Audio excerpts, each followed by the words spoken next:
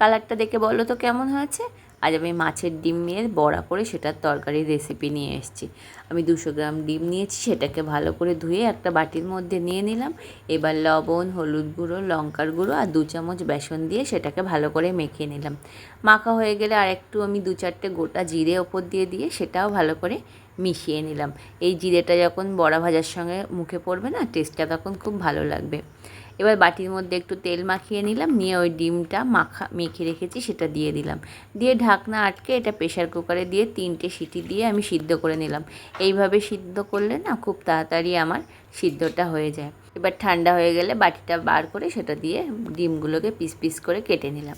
এবার গরম তেলে আগে ডিমগুলোকে সুন্দর করে 2 পিঠটা লাল লাল করে ভেজে তুলে নিলাম।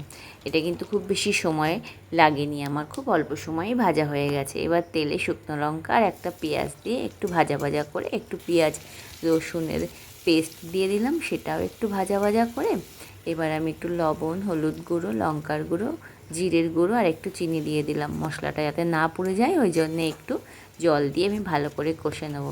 এরপর আমি গরম জল বসিয়েছিলাম, কষানোটা হয়ে গেলে গরম জল দিয়ে দিলাম। ফুটে গেলে 2 মিনিট পর আমি ভেজে রাখা ডিমের বড়াগুলো দিয়ে দিলাম, দিয়ে এটাও 2 মিনিট ফুটিয়ে নিলাম। এবার ওপর দিয়ে একটু গরম মশলা দিয়ে নামিয়ে নিলাম। দারুণ স্বাদের এই মাছের ডিমের বড়ার তরকারি।